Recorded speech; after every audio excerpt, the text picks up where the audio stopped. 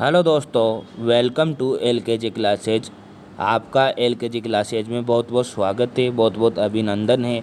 तो आज हम पढ़ेंगे हिस्ट्री में चालुक्य वंश, गुर्जर प्रतिहार वंश और राष्ट्रकूट वंश। तीनों वंश हम पढ़ने वाले हैं। इससे पहले हमने पढ़ा पल्लव वंश पढ़ लिया कदम्ब वंश पढ़ लिया, पुष्यभूति वंश पढ़ लिया और भी इसके पहले गुप्त वंश, चंद मौर्य वंश, ऐसे सब कुछ हमने लाइन से हम पढ़ते आ रहे हैं। आप पिछली वाली क्लासों को देखना, अगर आप चैनल पर नए हो तो सब्सक्राइब कर देना और पिछली वाली क्लासों को देखना, ताकि आपको रेगुलर क्लासेज लोगे तो सब कुछ समझ में धीरे धीरे आपको आ जाएगा। ये क्लास आपको सभी परीक्षाओं के लिए उपयोगी है। आप इससे नोट्स बनाइए, साथ के साथ लिखते हुए चलिए। तो चलते हैं क्लास की तरफ। तो चालुक्य डायनेस्टी हम पढ़ने वाले हैं और गुर्जर प्रतिहारों का इतिहास हम पढ़ने वाले हैं। गुर्जर प्रतिहार वंश, चालुक्य वंश और इसमें एक राष्ट्रकूट वंश, तीनों वंश हम पढ़ने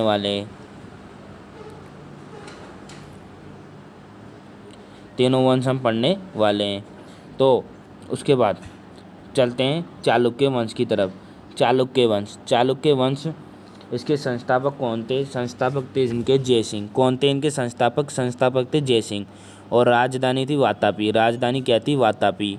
अगर आपको मेरी आवाज़ थोड़ी कम सुनाई दे तो आप अपनी आवाज़ आप अपने जो मोबाइल की आवाज़ बढ़ा ले, या आप कानों में एयरफोन लगाकर भी सुन सकते हो, क्योंकि अभी मेरे मुंह के अंदर हल्के हल्के छाले हो रखे हैं, तो मैं ज़्यादा तेज़ बोल नहीं सकता, इसलिए इसके लिए मुझे माफ़ करना। तो संस्थापक क्या है? जयसिंह। और राजधानी क्या थी? पष्ट राजधानी क्या थी? वातापी। कौन थी पष्ट राजधानी? वातापी को बनाया इसने पष्ट राजधानी, ठीक है। और इसके बाद जो इसका पुत्र और उत्तराधिकारी है वो रणराज था। कौन था इसका पुत्र वो उत्तराधिकारी? रणराज। रणराज का बेटा 520 ईस्वी में गद्दी पर बैठ गया था। 520 ईस्वी में कहाँ बैठ गया था? गद्दी पर बैठ गया था। उपाधि किसकी धारण की थी? रणराज सिंह की, क्योंकि ये गदा नहीं, वो डेचू वाला गदा नहीं, गदा जो हनुमान जी अपने पास, हनुमान जी का हथियार था गदा। तो ये गदा कुशल होने के कारण, ये गदा में कुशल था, गदा चलाने में, गदा युद्ध में कुशल था, तो इसका नाम क्या रखा गया? रणराज सिंह। क्या रखा गया इसका नाम, या इसको क्या उपाधि मिली? ये गदा युद्ध में कुशल था, तो इसको उपाधि मिली रणराज सिंह, ठीक है। ये चीज़ें आपको याद रखनी है। उसके बाद अगले जो फिर प्रथम प्रतापी राजा कौन हुआ? प्रथम प्रतापी राजा का आपको याद रखना है। प्रथम प्रतापी राजा हुआ पुलकेशिन प्रथम। प्रथम प्रतापी राजा कौन हुआ? पुलकेशिन प्रथम। पुलकेशिन प्रथम यह रणराज का पुत्र था। किसका पुत्र था? रणराज का पुत्र था। कई जगह आपको रणराज भी नाम मिलेगा, कई जगह आपको रणराग भी नाम मिलेगा, तो आप कंफ्यूज मत होना। रणराग भी सही है और रणराज भी सही है, ठीक है। तो पुलकेशिन प्रथम जो रणराज का बेटा था, इसको उपाधि मिली थी रणविक्रम, सत्याश्रम और धर्म महाराज। क्या क्या उपाधि मिली थी? धर्म महाराज, सत्याश्रम और रणविक्रम उपाधि इसको मिली थी। इसका पुत्र कौन था? कीर्तिवर्मन। इसका पुत्र कौन था? कीर्तिवर्मन। ये कब राजगद्दी पर बैठा? ये 566 ईस्वी में राजगद्दी पर बैठा। पुत्र भी था तो उत्तराधिकारी भी यही बना। किसका उत्तराधिकारी बना है? पुलकेशिन प्रथम का उत्तराधिकारी भी यही बना, ठीक है। 566 से 67 ईस्वी तक ये राजगद्दी पर बैठा। 566 से 67 ईस्वी तक राजगद्दी पर बैठा। कौन बैठा? कीर्तिवर्मन बैठा। कीर्तिवर्मन प्रथम। और इसकी जो उपाधियाँ थी, पुरुरण, पराक्रम, पृथ्वी वल्लभ, सत्याश्रम। कौन कौन सी उपाधियाँ थी? पुरुरण। ये आपको याद रखनी है, क्योंकि कई बार उपाधियाँ पूछ लेते हैं। अब ऐसे तो इन्होंने सबने उपाधियाँ धारण की थी, लेकिन जो मोस्ट आपको लगे वो आपके हिसाब से याद कर सकते हो। इसमें मुझे कहने की ज़रूरत नहीं है, क्योंकि इसमें मैं बताऊंगा अब कितनी सारी, क्योंकि बहुत सारी उपाधियाँ इन्होंने धारण की है। पृथ्वी वल्लभ, सत्याश्रम। अब ये सत्याश्रम इसके पिताजी ने भी धारण किए, पृथ्वी वल्लभ इसके बेटों ने भी धारण किए। अब अगर आपको 4 ऑप्शन देता है तो आप किस पे टिक मारोगे भाई? तो ये उपाधियाँ ऐसे तो बहुत कम पूछता है, लेकिन कोई जो इम्पोर्टेंट या यूनिक उपाधि आपको लगे तो आप उसको याद कर लेना। कीर्तिवर्मन प्रथम के बाद उसका भाई मंगलेश राजगद्दी पर बैठा। अब उसका भाई मंगलेश की हत्या किसने की? इसके बेटे पुलकेशिन द्वितीय ने। पुलकेशिन द्वितीय कौन था? कीर्तिवर्मन का बेटा। कीर्तिवर्मन का बेटा पुलकेशिन द्वितीय था, क्योंकि ये छोटा था। जब कीर्तिवर्मन राजगद्दी पर बैठा तो ये 566 से 67 तक ही बैठा, उसके बाद इसका निधन हो गया। ठीक है, तो मंगलेश ने राजगद्दी संभाल ली। किसने संभाल ली? मंगलेश ने राजगद्दी संभाल ली। और ये छोटा होने के कारण राजगद्दी नहीं संभाल पाया। लेकिन जब ये बड़ा हुआ तो इसने मंगलेश की हत्या कर दी। किसकी हत्या कर दी? इसने मंगलेश की हत्या कर दी। मंगलेश की हत्या करने के बाद ये खुद राजगद्दी पर बैठ गया। ठीक है, ये चीज़ें आपको याद रखनी है। उपाधि क्या क्या धारण की थी इसने? किसने? पुलकेशिन द्वितीय ने। श्री पृथ्वी वल्लभ महाराज। अब इसने क्या धारण की थी? पृथ्वी वल्लभ। इसने क्या धारण की? श्री पृथ्वी। सत्याश्रम उपाधि इसने भी धारण की थी। वल्लभ, परमेश्वर, परम भागवत, परम भट्टारक, महाराजाधिराज, दक्षिण पतेश्वर। दक्षिण पर अधिकार करने वाला राजा था, इसलिए इसे दक्षिण पतेश्वर भी कहा गया। इसने दक्षिण पर अधिकार किया था तो इसे दक्षिण पतेश्वर भी कहा गया। ठीक है, पुलकेशिन द्वितीय ने हर्षवर्धन को युद्ध में परास्त कर परमेश्वर की उपाधि धारण की थी। परमेश्वर की उपाधि कहाँ से मिली? हर्षवर्धन को जब युद्ध में परास्त किया था तब परमेश्वर की उपाधि धारण की थी। पल्लव वंश शासक नरसिंह वर्मन प्रथम ने पुलकेशिन द्वितीय को युद्ध में परास्त किया था। जो पुलकेशिन द्वितीय को युद्ध में किसने परास्त किया था? पल्लव वंश का शासक नरसिंह वर्मन प्रथम ने युद्ध में परास्त किया था। ये प्राप्त नहीं, ये परास्त है भैया, है ना। कभी कभी टाइपिंग मिस्टेक हो जाती है तो आप उस चीज़ पे ध्यान मत दिया करो। परास्त कर उसकी राजधानी पर अधिकार कर लिया। किसकी राजधानी पर अधिकार कर लिया? पुलकेशिन द्वितीय की राजधानी। पुलकेशिन द्वितीय की राजधानी कौन सी थी? कन्नौज। कौन सी थी? पुलकेशिन द्वितीय की राजधानी वातापी। ठीक है, वातापी राजधानी थी पुलकेशिन द्वितीय की। अब उसके बाद आता है विक्रमादित्य प्रथम। विक्रमादित्य प्रथम कौन है? विक्रमादित्य प्रथम है पुलकेशिन द्वितीय का पुत्र। कौन है? पुलकेशिन द्वितीय का पुत्र है। और पुलकेशिन द्वितीय सर्वाधिक शक्तिशाली राजा था चालुक्य वंश का। चालुक्य वंश का सर्वाधिक शक्तिशाली राजा कौन था? पुलकेशिन द्वितीय। सर्वाधिक शक्तिशाली राजा कौन था चालुक्य वंश का? पुलकेशिन द्वितीय। पुलकेशिन द्वितीय का बेटा कौन था? विक्रमादित्य प्रथम। विक्रमादित्य प्रथम कौन था? पुलकेशिन द्वितीय का पुत्र। श्री पृथ्वी वल्लभ उपाधि भट्टारक, महाराजाधिराज, परमेश्वर, रणरसिक इसकी जो यूनिक उपाधि है ये आप याद कर लेना। महाराजाधिराज, भट्टारक, श्री पृथ्वी वल्लभ, परमेश्वर, ये तो खैर सबको मिलती आ रही है। तो आप इन उपाधियों को ऐसे याद करना, जो यूनिक या एक ही उपाधि भाई इसको ही मिली हो ये तो आप उस हिसाब से उसको याद कर लेना भाई, क्योंकि इसमें बहुत सारी उपाधियाँ है तो एक एक गिनाने से तो मेरा। इसके बाद इसका बेटा विनयादित्य आया। विनयादित्य विक्रमादित्य प्रथम के बाद राजगद्दी पर बैठा। विक्रमादित्य प्रथम के बाद राजगद्दी पर बैठा। विनयादित्य के बाद विजयादित्य आया। विजयादित्य विनयादित्य का बेटा था। विनयादित्य का बेटा था और उत्तराधिकारी था तो विजयादित्य बना। विजयादित्य के बाद विक्रमादित्य द्वितीय आया। विक्रमादित्य प्रथम का बेटा विनयादित्य का बेटा विजयादित्य का बेटा विक्रमादित्य का फिर विजयादित्य का बेटा विक्रमादित्य द्वितीय। इसने उपाधि धारण की थी काचिन कोड की उपाधि धारण की थी। क्यों? इसने जो काचिन कोड इसलिए उपाधि धारण की थी, इसने जो मतलब काची पे अधिकार किया था। पल्लव वंश को हराकर काची पर अधिकार किया था। पल्लव वंश को हराकर 3 बार विजित किया था काची को। कितने बार विजित किया था? 3 बार। ये आपको याद रखना है। 3 बार विजित काची को किसने किया, या काचिन कोड किसे उपाधि धारण की है, क्यों की है, तो ये आपको याद रखना है। विक्रमादित्य द्वितीय ने 3 बार विजित किया था पल्लवों के राज्य काची को, और 3 बार विजित करने के लिए इसे जो काचिन कोड के नाम से जाना लगा। ठीक है, जाने लगा।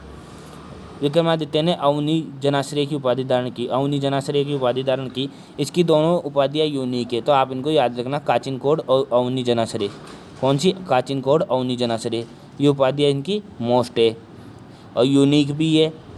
कीर्तिवर्मन द्वितीय, इसके बाद कौन आया? कीर्तिवर्मन द्वितीय। विक्रमादित्य का बेटा कीर्तिवर्मन द्वितीय गद्दी पर बैठा।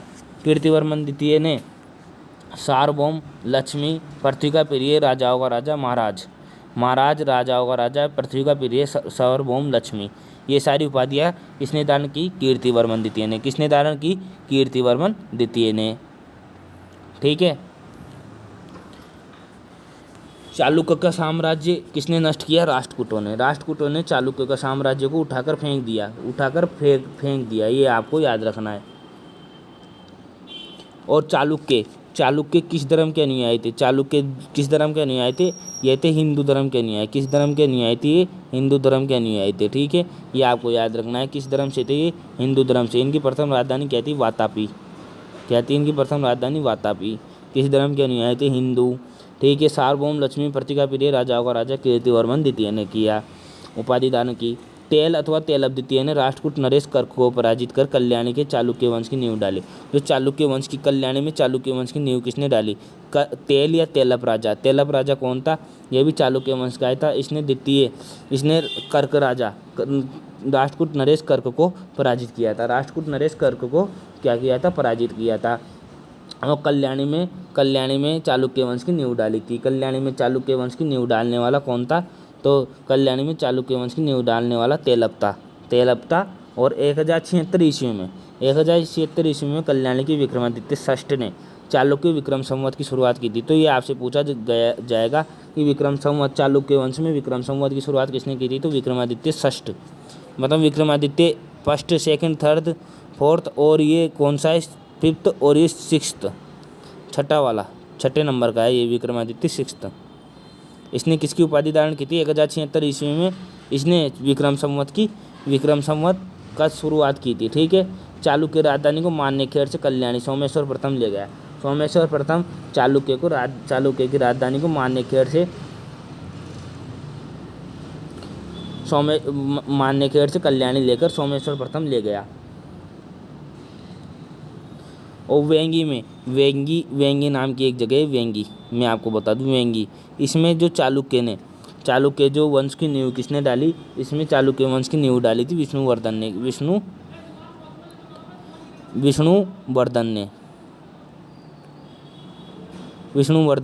इसमें वेंगी में चालुक्य वंश की नींव डाली थी, ये आपको याद रखना है। और इस वंश में सबसे जो प्रतापी राजा हुआ था वो विजयादित्य हुआ था। जब वेंगी में चालुक्य वंश की नींव डली तो यहाँ से जो प्रतापी राजा निकला वो कौन था? विजयादित्य। कौन था वो? विजयादित्य। ये भी आपको याद रखना है। वेंगी में नींव किसने डाली थी? विष्णुवर्धन ने। और कल्याणी में नींव किसने डाली थी? कल्याणी में नींव डाली थी तेलभ ने। किसने डाली थी? तेलभ ने। ठीक है, ये आपको याद रखने हैं। उसके बाद हम अगले टॉपिक की तरफ आते हैं। ये आपका चालुक्य वंश खत्म होता है। इसके बाद आते हैं हम गुर्जर प्रतिहार वंश पे। किस पे आते हैं? गुर्जर प्रतिहार वंश पे। गुर्जर प्रतिहार वंश राजपूत वंश है। कौन सा वंश है? राजपूत। राजपूत का मतलब होता है राजा का पुत्र। क्या होता है? राजा पुत्र। ठीक है, गुर्जर प्रतिहार वंश का संस्थापक कौन था? नागभट्ट। गुर्जर प्रतिहार वंश का संस्थापक कौन था भाई? नागभट्ट था। कौन था? नागभट्ट। ठीक है, नागभट्ट प्रथम ने मालवा में शासन स्थापित किया था नागभट्ट प्रथम ने। नागभट्ट प्रथम के बाद दो भतीजे, इसके कौन थे? दो भतीजे थे। कौन थे इसके भतीजे? दो। एक तो कुल नाम का था और एक देवराज था। कौन था? देवराज। पहले कुल ने शासन किया, फिर देवराज ने शासन किया, फिर देवराज के पुत्र वत्सराज ने शासन किया। ठीक है, वत्सराज राजगद्दी पर बैठा। वत्सराज के बाद वत्सराज का जो पुत्र हुआ उसे क्या कहा गया? नागभट्ट द्वितीय। वत्सराज के पुत्र के बाद जो वत्सराज का पुत्र हुआ उसे क्या कहा गया? नागभट्ट द्वितीय। क्या कहा गया? नागभट्ट द्वितीय। ठीक है, नागभट्ट द्वितीय किसे कहा गया? वत्सराज के पुत्र को। और वत्सराज ने पाल वंश के शासक धर्मपाल को युद्ध में पराजित किया था। एक तो ये याद रखना आप, धर्मपाल को किसने युद्ध में पराजित किया? तो वत्सराज ने। और एक जो राष्ट्रकूट नरेश ध्रुव से युद्ध किया था और ध्रुव से युद्ध में पराजित हुआ था। ध्रुव से तो पराजित हुआ था, धर्मपाल को पराजित किया था। मतलब धर्मपाल से तो जीत गया, ध्रुव से हार गया। ठीक है, ध्रुव कौन सा राजा था? ध्रुव तो राष्ट्रकूट राजा था और धर्मपाल पाल वंश का राजा था। वत्सराज के बाद नागभट्ट द्वितीय के बाद रामभद्र के बाद मिहिर भोज सबसे प्रतापी राजा था। किसका? गुर्जर प्रतिहार वंश का। मिहिर भोज क्या था? सबसे प्रतापी राजा था।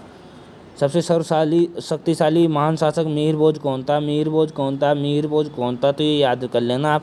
सर्वाधिक प्रतापी एवं महान शासक मिहिर भोज था। किस वंश का था? गुर्जर प्रतिहार वंश का। किस वंश का था? गुर्जर प्रतिहार वंश का। ठीक है, मिहिर भोज ने 836 ईस्वी के करीब कन्नौज को अपनी राजधानी बनाया। मिहिर भोज ने किसको राजधानी बनाया? कन्नौज को। ठीक है, यह 100 वर्षों तक प्रतिहारों की राजधानी बनी रही। 100 वर्षों तक लगभग प्रतिहारों की राजधानी कौन सी बनी रही? कन्नौज। ठीक है। मिहिरभोज ने आदिवराह की उपाधि धारण की। हाँ, ये कई बार प्रश्न पूछा गया है कि आदिवराह की उपाधि किसने धारण की थी, तो आदिवराह की उपाधि किसने धारण की थी? मिहिरभोज ने। किसने धारण की थी? मिहिरभोज ने। और ये कम से कम 4 से 5 बार पूछा गया प्रश्न है, तो ये तो इम्पोर्टेंट बनता है यहाँ पे, ये इम्पोर्टेंट आपके बनता है। आदिवराह और 837 ईस्वी में करीब कन्नौज को अपनी राजधानी बनाया और 100 वर्षों तक प्रतिहारों की राजधानी बनी रही कन्नौज। उसके बाद महेंद्रपाल राजगद्दी पर बैठा। महेंद्रपाल के गुरु कौन थे? राजशेखर। कौन थे? राजशेखर। इनके बुक के बारे में कई बार पूछा गया है कि काव्य मीमांसा किसने लिखा और कर्पूर मंजरी किसने लिखा, तो काव्य मीमांसा और कर्पूर मंजरी राजशेखर ने लिखा। किसने लिखा? काव्य मीमांसा और कर्पूर मंजरी राजशेखर। महिपाल कब आया? 915 से 16। जब महेंद्रपाल के बाद कौन आया? महेंद्रपाल के बाद कौन आया? महिपाल। इसके शासनकाल में राष्ट्रकूट नरेश इंद्र तृतीय ने कन्नौज पर आक्रमण किया। जो राष्ट्रकूट नरेश था इंद्र तृतीय, उसने किस पर आक्रमण किया? कन्नौज पर। किस पर आक्रमण किया? कन्नौज पर। महेंद्र तृतीय ने कन्नौज पर इंद्र तृतीय ने कन्नौज पर आक्रमण किया। ये किस वंश से था? ये राष्ट्रकूट वंश से था। मतलब राष्ट्रकूट वंशों ने चालुक्य से भी लड़ाई की थी और गुर्जर प्रतिहारों से तो उनकी शुरू से लड़ाई रही थी, मैं आपको बता दूं। ये दोनों को ही नहीं छोड़े, न तो इन्होंने चालुक्य को छोड़ा, न इन्होंने गुर्जर प्रतिहार वंश को छोड़ा। अब इन्होंने जो राष्ट्रकूट नरेश इंद्र तृतीय ने कन्नौज पर आक्रमण किया और पूरे नगर को उजाड़ दिया। ये सबसे भयंकर आक्रमण था, इसमें कन्नौज पूरा उजड़ चुका था।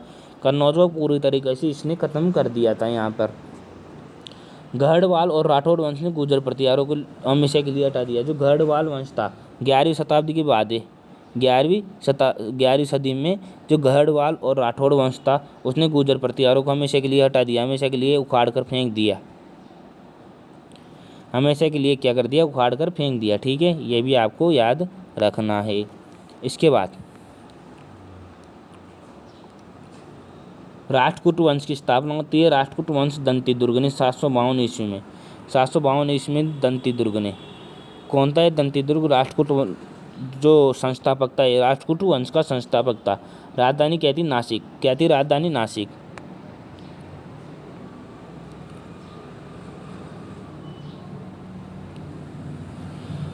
राजधानी क्या थी? नासिक।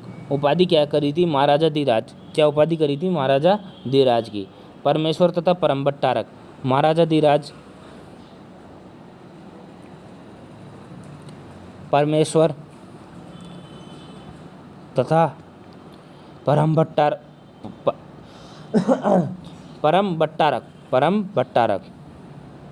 क्या कि आज थोड़ा गला भी खराब हो रहा है, इसलिए आज मैं धीरे धीरे बोल रहा हूँ, ज़्यादा तेज बोल नहीं रहा, इसलिए मैं ज़्यादा तेज आवाज़ नहीं निकाल रहा आज। ठीक है, क्योंकि गला भी खराब है और मुंह में छाले हो रखे हैं। कृष्ण प्रथम 758 ईस्वी में। किस ईस्वी में? 758 ईस्वी में कृष्ण प्रथम ने एलोरा का प्रसिद्ध गुहा मंदिर, ये गोवा नहीं है भाई, गुहा है ये, मैं यहाँ पे लिख देता हूँ क्योंकि छोटी मोटी गलती हो जाती है टाइपिंग मिस्टेक में, इतना ध्यान रहता नहीं है। टाइपिंग करते टाइम इतना ध्यान नहीं रहता और छोटी मोटी गलती हो जाती है, तो आप उसको नज़रअंदाज कर दिया करो। गुहा मंदिर का निर्माण करवाया। सबसे इम्पोर्टेंट, कई बार पूछा गया क्वेश्चन है कि किसने एलोरा के प्रसिद्ध गुहा मंदिर का निर्माण करवाया था। कम से कम अब तक 10 से 11 बार ये प्रश्न एसएससी में पूछा जा चुका है। अब किस पेपर में पूछा गया है वो मुझे याद नहीं है क्यों, पर मैंने देखे हैं कि कई जगह ये प्रश्न था। तो गुहा मंदिर का निर्माण करवाया था। Doctor B.A. स्मिथ ने इस मंदिर को भारतीय वास्तुकला की सर्वाधिक अद्भुत कृति माना है। जो डॉक्टर B.A. स्मिथ था ना, डॉक्टर B.A. स्मिथ, उसने क्या माना है? इस मंदिर को भारतीय वास्तुकला की सर्वाधिक अद्भुत कृति माना है। उपाधि क्या मिली थी कृष्ण प्रथम को? शुभ तुंग अकाल वर्ष।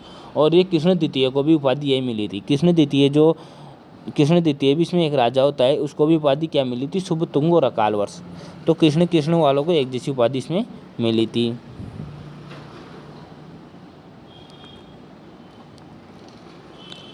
ठीक है, शुभ तुंग और अकाल वर्ष उपाधि मिली। कला की सर्वाधिक अद्भुत कृति कौन सा मंदिर है? तो एलोरा का प्रसिद्ध गुहा मंदिर। उसके बाद अगले की तरफ चलते हैं।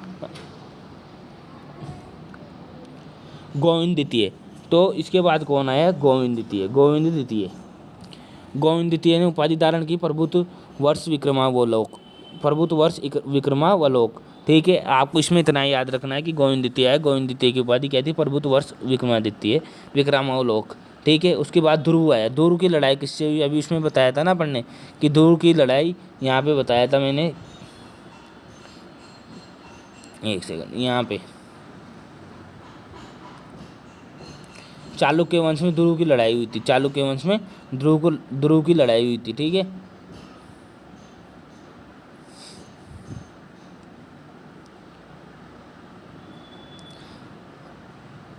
जो पुलकेशिन द्वितीय था ना, पुलकेशिन द्वितीय की शायद ध्रुव से लड़ाई हुई थी यार, एक मिनट मुझे देखने दो। पुलकेशिन द्वितीय की ध्रुव से, सॉरी गुर्जर प्रतिहार वंश में, गुर्जर प्रतिहार वंश में हुई थी भाई। गुर्जर प्रतिहार वंश में वत्सराज में, यही बोल रहा था, वत्सराज की ध्रुव से लड़ाई हुई थी, ध्रुव से लड़ाई हुई थी। मैंने इसे तो बता दिया ये आपको, पर एक बार और बता देता हूँ, मैं थोड़ा भूल गया था। तो ध्रुव से लड़ाई किसकी हुई थी, गुर्जर प्रतिहार वंश में, गुर्जर प्रतिहार वंश में वत्सराज से ध्रुव की लड़ाई हुई थी। ठीक है, गोविंद द्वितीय ने उपाधि मिली प्रभुत्व वर्ष। उसके बाद ध्रुव है, ध्रुव की उपाधि थी निरुपम कालीवल्लभ, धारा वर्ष श्री वल्लभ।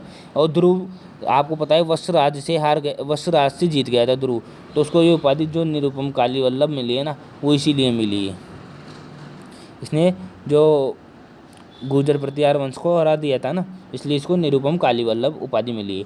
उसके बाद आया गोविंद तृतीय। गोविंद तृतीय 793 ईस्वी में गोविंद तृतीय आया। गोविंद तृतीय के बाद सर्व, इसको आप अमोघ वर्ष के नाम से भी जानते हो। अमोघ वर्ष किसके नाम से, अमोघ वर्ष के नाम से। अमोघ वर्ष के नाम से किसको जानते हो, सर्व को। सर्व उपाधि नरपतुंग, महाराजा संड, वीर नारायण, अतिशय धवल, कविराज, और इसने ग्रंथ लिखा कविराज मार्ग। क्या ग्रंथ लिखा इसने, कविराज मार्ग।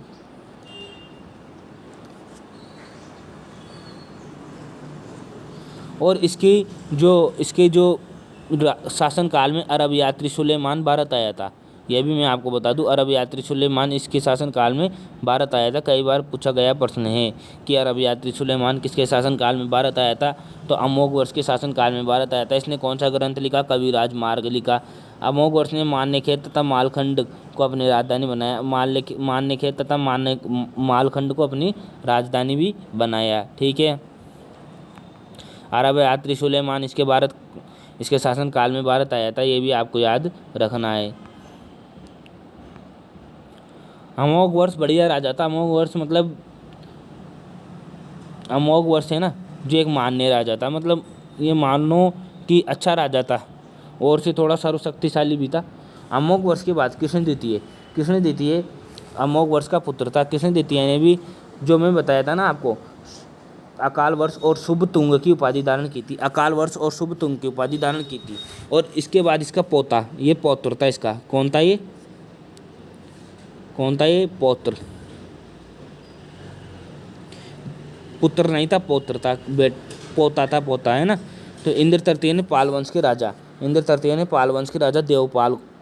देवपाल प्रथम को युद्ध में परास्त कर कन्नौज पर अधिकार कर लिया था। देवपाल प्रथम को युद्ध में परास्त कर, पाल वंश के राजा देवपाल को युद्ध में परास्त कर। ठीक है, और इंद्र तृतीय के बाद कौन आया, अमोघ वर्ष द्वितीय। कौन आया, आप नाम सुने जाओ। इसके बाद राजा कौन आया, अमोघ वर्ष द्वितीय। ये इतने खास राजा हुए नहीं, लेकिन मैं आपको बता देता हूँ, अमोघ वर्ष द्वितीय आया। उसके बाद गोविंद चतुर्थ आया। कौन आया, गोविंद चतुर्थ। ये सब इंद्र तृतीय के बाद आए थे। ठीक है, उसके बाद अमोघ वर्ष द्वितीय आया। कौन आया, अमोघ वर्ष द्वितीय।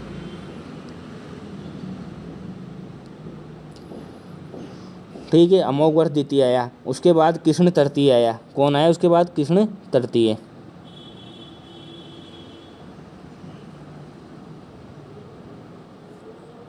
उसके बाद खोतिक आया। कौन आया, खोतिक। उसके बाद कर्क आया। तो कौन आया, अमोघ वर्ष द्वितीय आया, गोविंद चतुर्थ आया, अमोघ वर्ष तृतीय आया। ठीक है, कृष्ण तृतीय आया, खोतिक आया और कर्क राजा आया।